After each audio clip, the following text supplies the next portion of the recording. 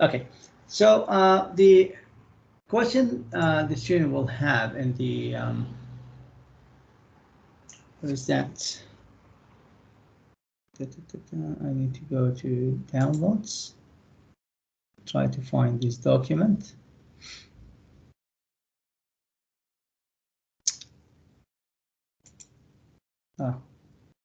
Yeah, I need to go to the website and find it.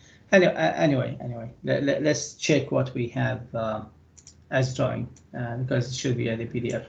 Okay, so the question we are going to have is going to be something to cut these details. We're going to have a disk, and this disk has an hexagonal shape in the middle. Within this hexagonal shape, the hexagonal shape is lower than the side, higher than the side by 5 millimeters, and the side is higher than the floor or the table by 10 millimeters. We have a C-shaped slot here, which has a depth of 5 millimeters, and the circle in the middle, which has the depth of 5 millimeters. We have 6 through holes, okay, need to be drilled, and the shape is a disc shape.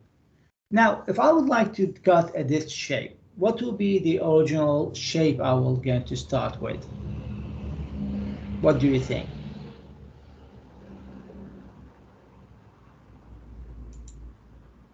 If you would like to cut a circular shape, what will be the start shape you are going to start with? Usually, when you're cutting on the milling machine, the startup part you are going to use for this operation is going to have a block shape. So I'm going to sketch that on the paper, but just to show you that that's what we're going to start with and end up having the disc shape. Is that clear? To cut this shape, we're going to start from block on the table for the milling machine. Square block. The maximum height of the part is 15 millimeter, so the maximum block height is going to be 16. And it's going to be all built up within.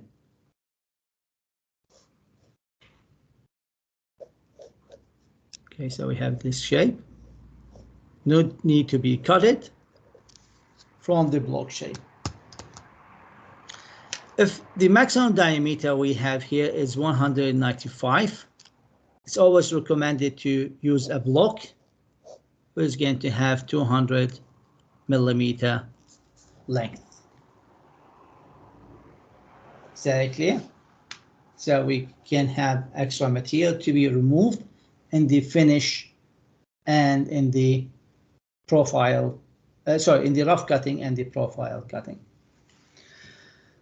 So if I go back to the analysis once again, I'm going to start with the block, and the block is going to have the dimension of 200 by 200. I got this value because you can see that the maximum diameter is going to be 195. Well, later we're going to tell you what the plus B and the plus A are, which is going to be something coming from the student number, just to change the parameter for every different students. Now, logically, is that shape is symmetrical or not?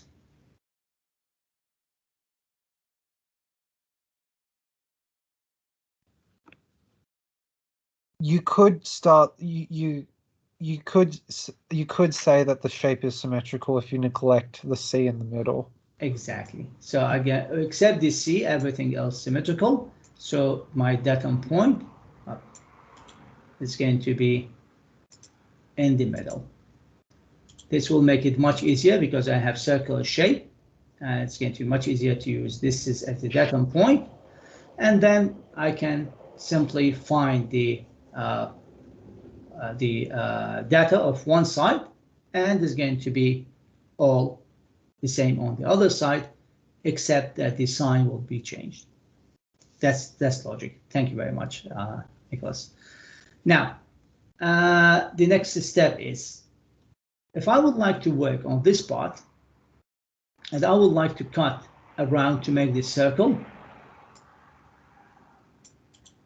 that's the problem we always have with the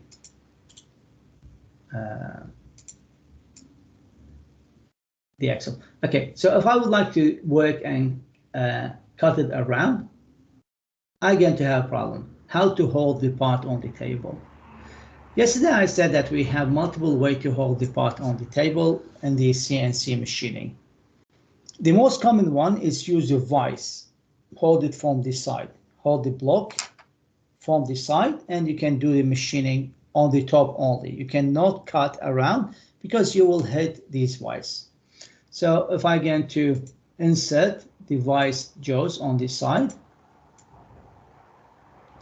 so if I get to hold it from here and the other side, then I cannot cut around because my cutting tool will hit the vise. So I will analyze this shape and see how can I use a different method to hold the part while cutting the circle. I have these through holes here, and I'm going to prepare the part, draw the holes, and then I'm going to use the bolts and the T-nuts on the table to fix the part. Then I can do the machining from around. So that's mean by analyzing the shape, it's much wiser to start the work on the top, make all the details, drill the holes, then I'm going to remove the vise, inspect the part, check all the dimensions. If it's okay, I'm going to use the bolts and the nuts using the holes, fix it on the table, then cut the circle around. If you have any confusion about this point, ask me now.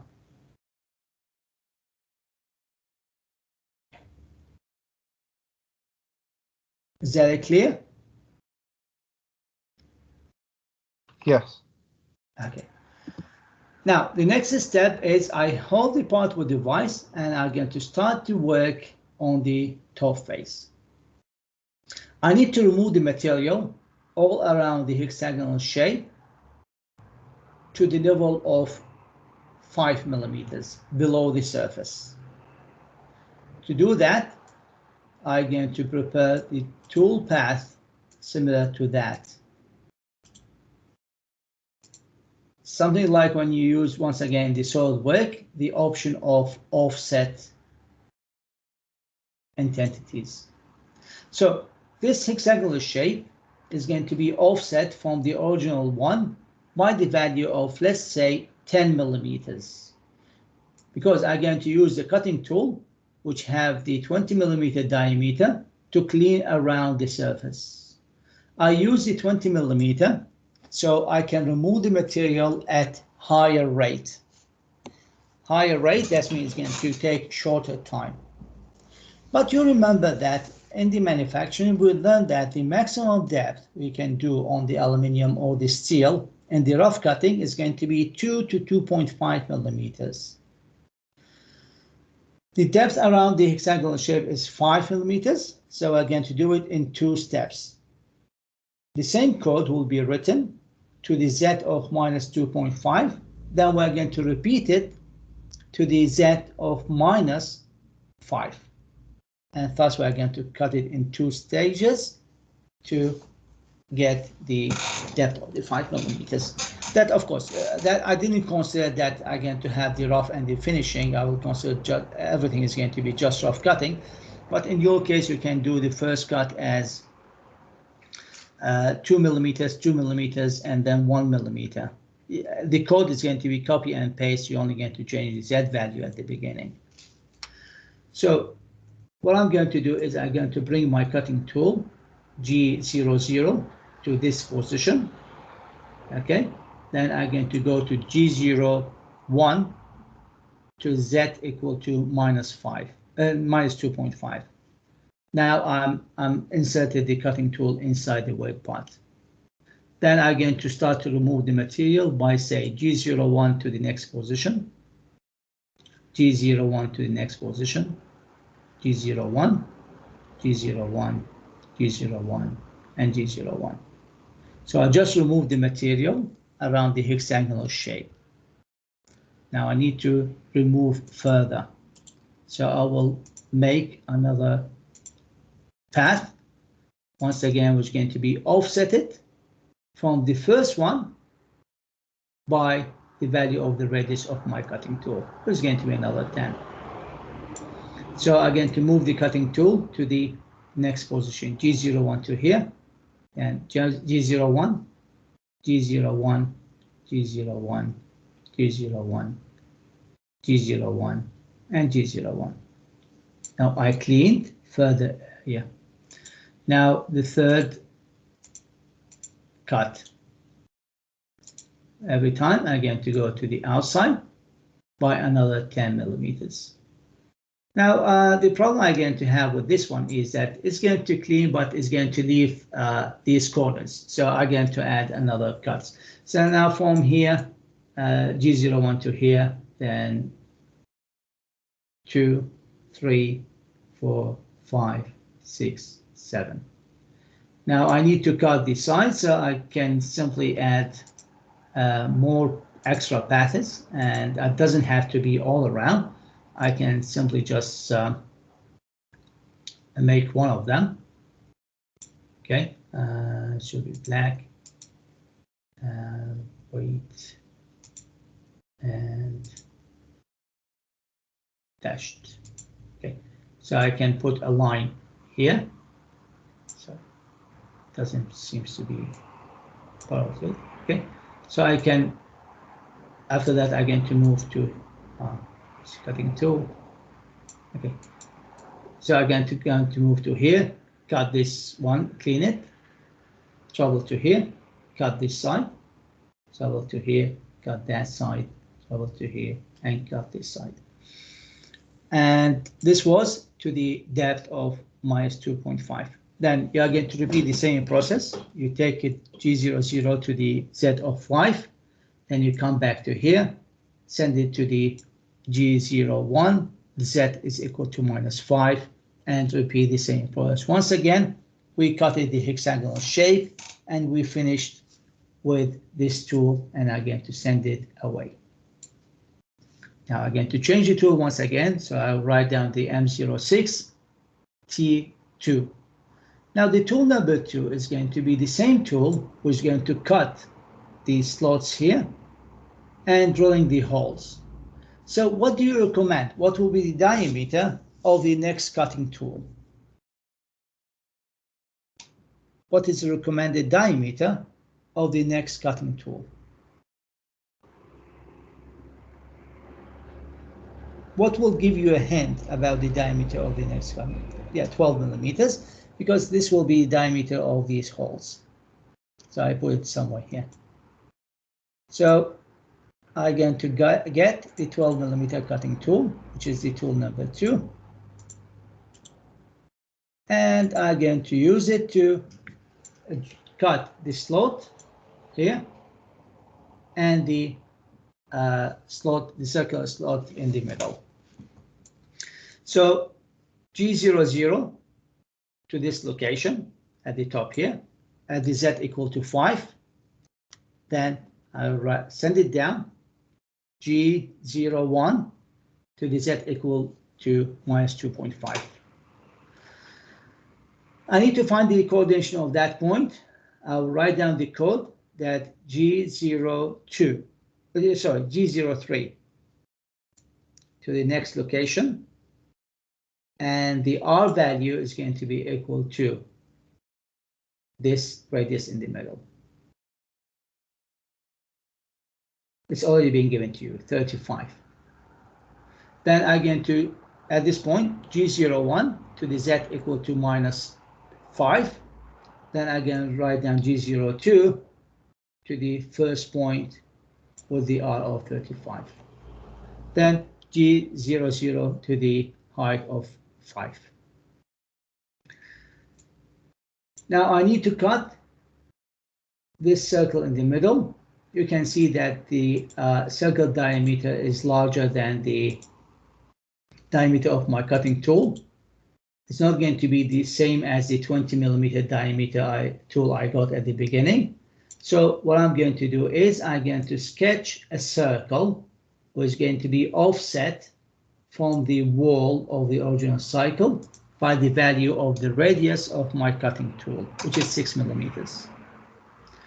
So now this tool is floating in the air at the height of 5 millimeters. So I've sent it to the center, G00 to the X0, Y0, and Z is 5. And here, again, to send it G01 to the level of minus 2.5. When I'm here, I'm going to send it to the side, so it's going to be attached to the wall, G01, G02 to here, G02 to here. I'm cutting a full circle by using a smaller cutting tool. Is that clear? Now, why I didn't go for 360 degree? Because the G02 can give you maximum 359. That's one of the disadvantage of the G02 with G03 using the R value. If I'm going to use the G02 and G03 using the I and the J, it's going to give you 360 degree cutting.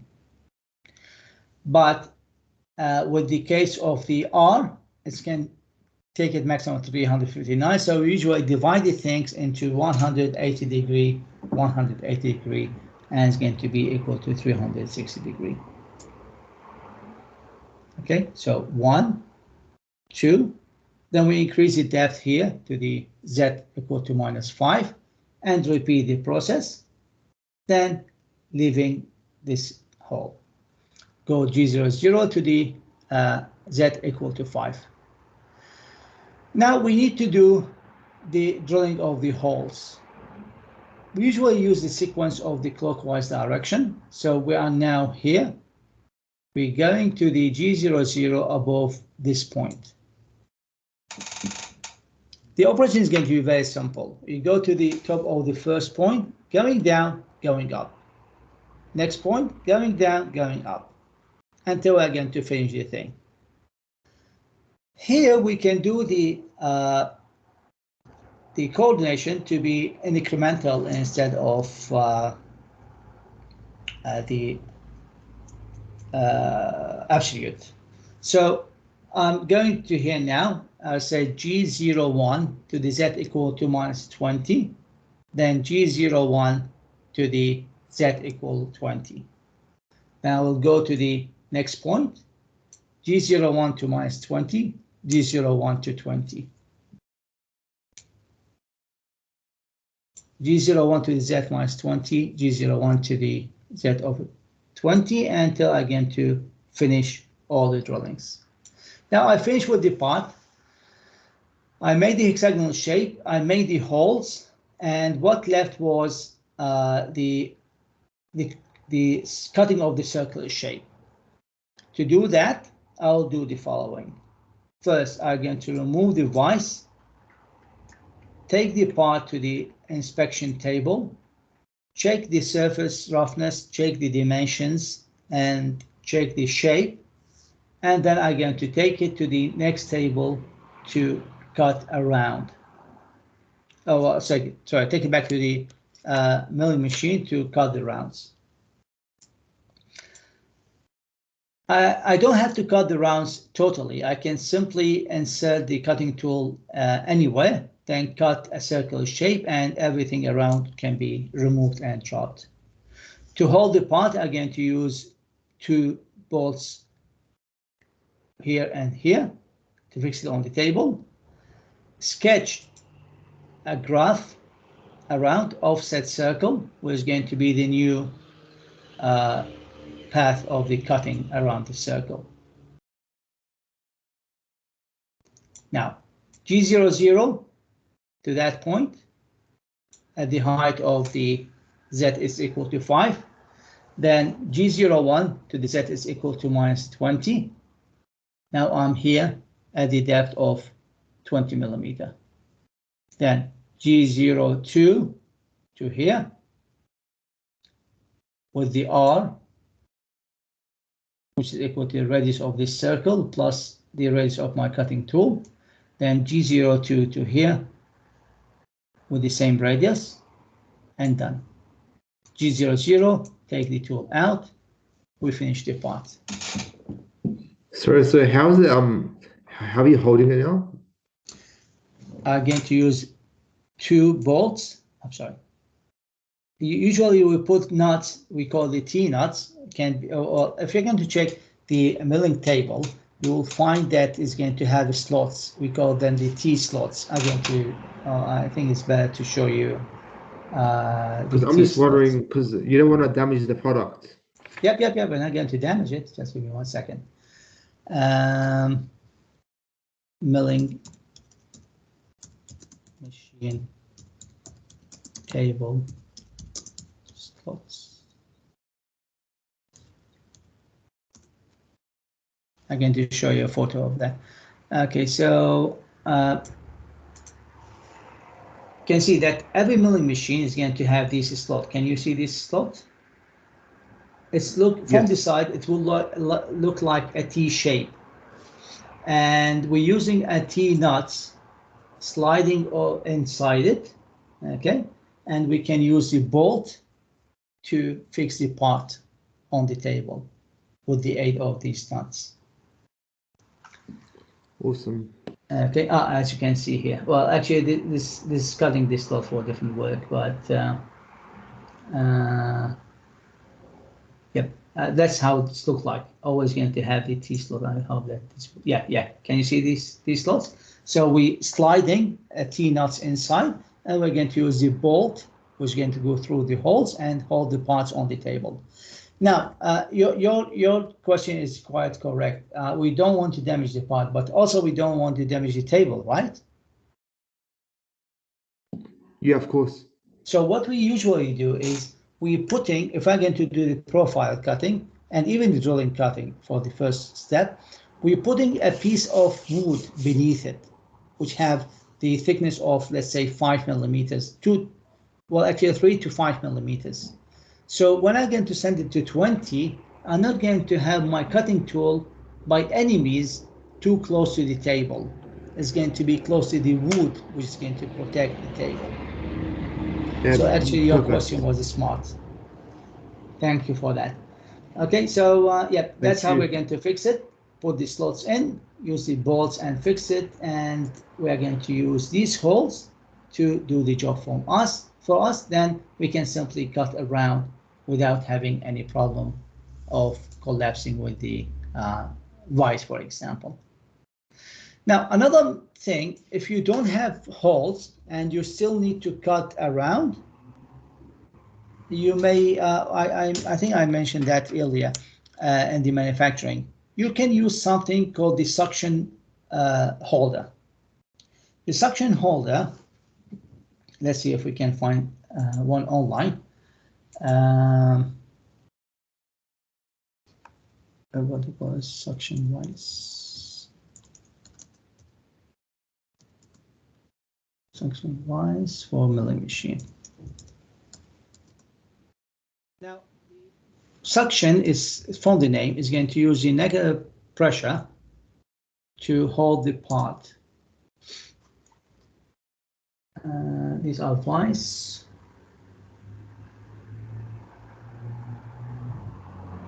We must have 44 that. These are just devices. Let's call it holder.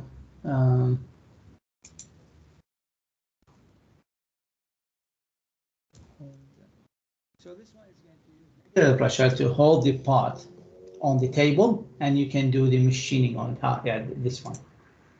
Okay, this one. This one is going to have a pump. The pump is going to join negative pressure here. So you can put the block here, and the block will be fixed on the table then you can cut the top and the sides in single setup. The only problem we have with this one, it's not going to work with the steel because we are going to require too much force to cut. It's going to be good with the aluminum or even the plastic, for example, if you're going to do machining for it. Okay, so we covered that. How many of you here are going to attend the advanced manufacturing next month? Anyone here is going to attend the subject of the advanced manufacturing? I would have liked to, but I'm not going to have time because I'm at work. So Yeah. Okay. That's mean you didn't. Sorry, you didn't enroll, or you enrolled but you cannot attend. I haven't enrolled. Okay. Yeah, I'm not sure if it's going to be run on next autumn, but I think it's going to be run last time for next spring. Okay. Anyway, away from that, not doing it for challenge. I think that I'm not doing it anymore because I picked up. Oh, you went to mechatronic. Good. So why you choose mechatronics, Alice? You found that the job market is bad for the mechatronical and the mechanical engineering? Cool. Okay, yeah, it's up to you. But anyway, what we're doing right now is going to be useful for you anyway. Doing the G coding, because this will be an experience again to add on your CV that you know the principle of the G coding. And I can tell you that actually the student who attended the subject and they learned the G coding in the subject, some of them even found the jobs by using this experience. They only need, well, something like taking the student to level, let's say if it's going to be from A to D, I take them to the level early C. And later for the CAD/CAM that the student will learn later, of course, it's going to be something like semi-professional, and that's what helped too many students to get the jobs in the field.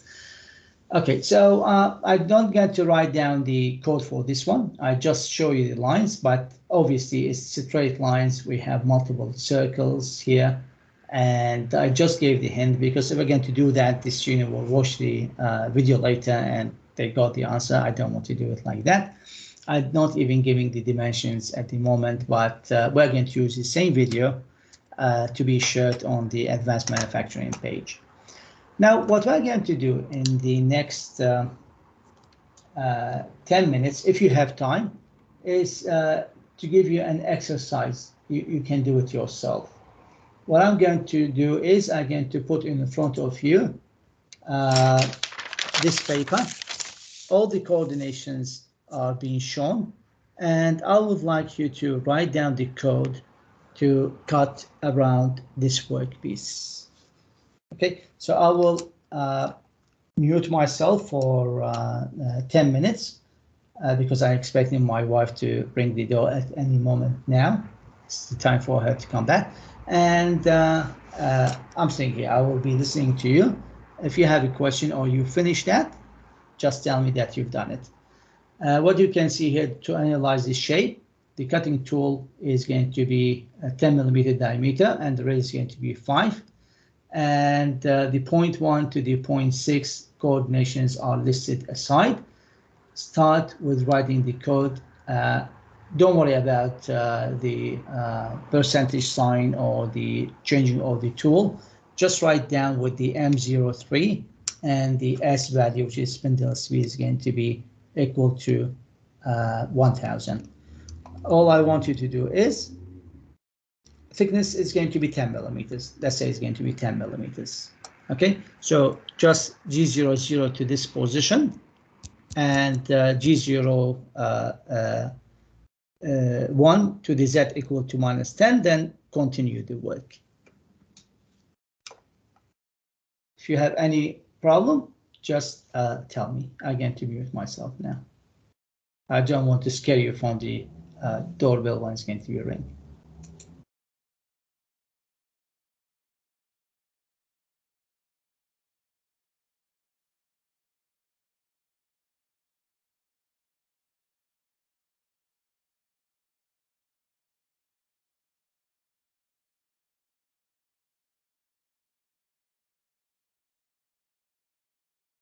Yeah, just do the profile cutting. Just follow the path and do the profile cutting as a finishing cut.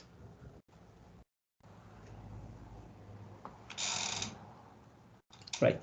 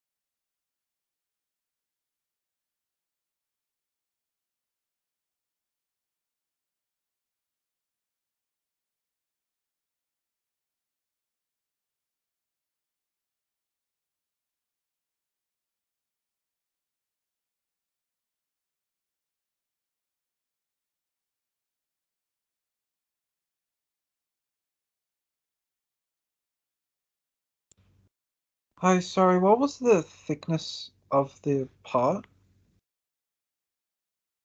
It was 10 millimeters. 10 millimeters, thank Yeah. you. Do you have to write the G01? No, you don't have to write down similar. As I told you, it's just once.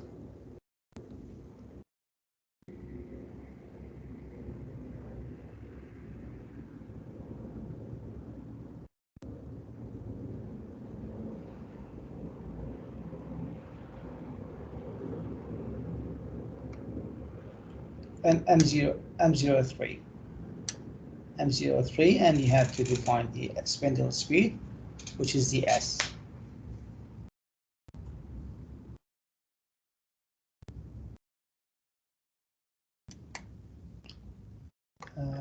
Same with the feed. Yeah, you feed, you add it as the F capital, and you write down the number.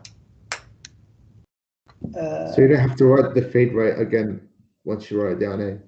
Well, the feed rate is always going to be, you write down, for example, the G01, the X value, the Y value, the Z value, then you put F capital and write down the feed rate required.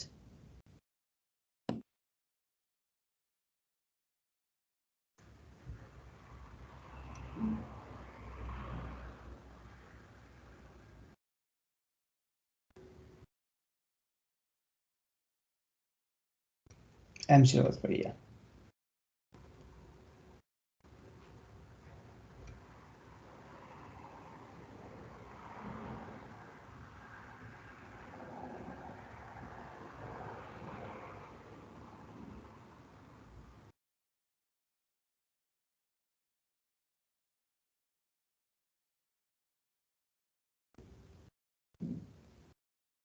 Yeah, it can be. Yeah, yeah, exactly. You don't have to mention the RPM. Just write down the S, and the machine will understand that this is RPM value.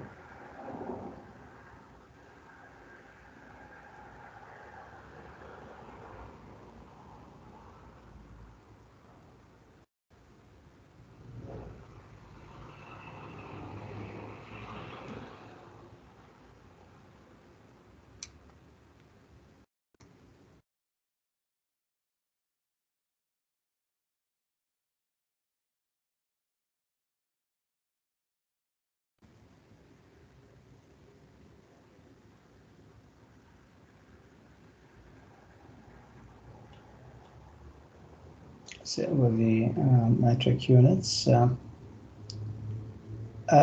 the feed rate is going to be millimeter per minute. That's the feed rate. So the RPM will always going to remain RPM, so that in the calculation we usually going to use the radian per second, the SI unit. But here the older machines still, because it's going to be how many revolution per minute, so you're always going to set it up as revolution per minute for the rotation of the tool. But the movement feed rate is going to be in millimeter per minute.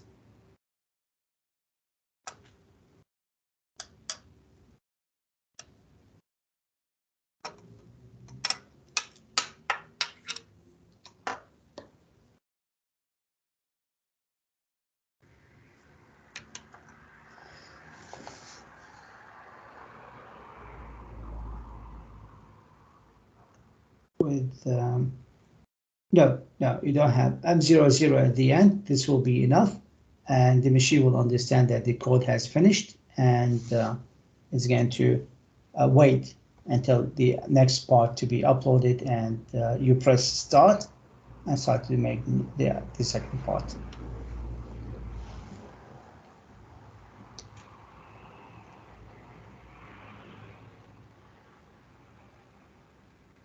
Okay, so I think that so 3 of you have finished. I can see that Charlie is actually finished. What about the guys? Okay. Nicholas, done?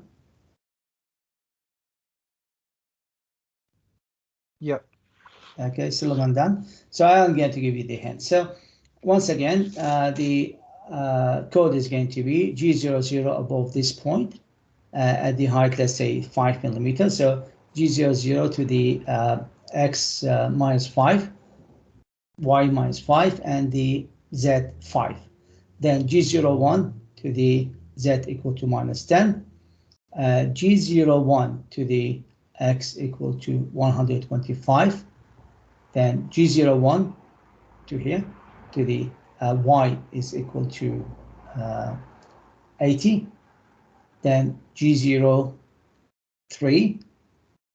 to the X is equal to 100, Y is equal to 105, and the R is equal to 25.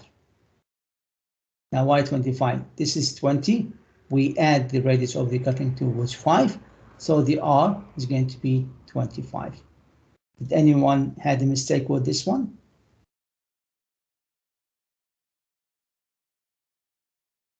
The R? Okay, the R is 25. Yeah, I had it as 20. Okay, yeah, it should be 25 because now once again we moving along the dashed line, not the solid line. So the R is going to be 25. That's one of the common mistake that many of the people had. Now, 4.4, we go back to the G01 to the Y is not changing, the X is changing, so we're going to the X is equal to 20. Then G01 remain the same. To the XY now are both changing. To the X is equal to minus 5 and Y is equal to 80. Then finally G01 to the X minus 5, Y minus 5. And then G00 to the Z equal to 20 and M00 and the code done. So something like 8 or 7 lines. And we've done with the code. So I think that I hope that in this hour we refresh your memory. You are able to write down a simple code to do profile cutting. You had an idea about how to work in 3 dimensions because we were setting the Z value every time. From the example we had for the question number 1, the assignment number number 1 in the advanced manufacturing. I'll just give you 1 second, please.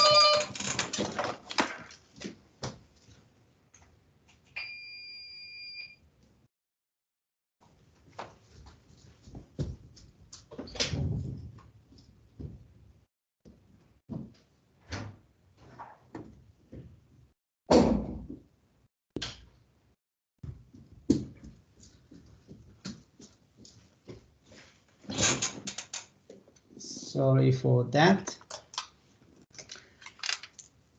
Yeah, we learned how to make multiple cuts to the final destination for my project, for my geometry. So we learned how to make a multiple cutting to the final cut, and also we learned how to make a hole using a smaller cutting tool, and this is a very common thing. In real life, actually, if you're going to do that using the CAM software, the process is going to be done as a spiral. But in the manual G coding, it's almost impossible to write down a code for the spiral. Nobody did that. Nobody I know, at least, did that. Also, what we learned is the selection of the cutting tool based on the dimension we have on the geometry. So for example, we set 12 millimeter because the hole has 12 millimeter. We always try to minimize the changing of the tool because this will be wasting of time. We stop the process and we change the tool either manually or even going to be by deterrent. Every 20 seconds time required to change this tool is going to be actually added time for the manufacturing, and this will be cost of money. Okay, what we learned also is the process management or the machining management. So we said that we can hold the machine first using the vise, do the machining on the top, drill the holes, then we can replace that by the bolts and the nuts to fix it on the table to work on the profile. Okay, so I would like to thank you for your attendance today.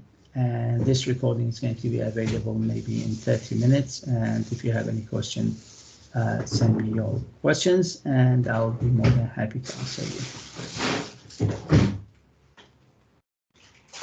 Thank you very much. I'm going to stop the recording now. And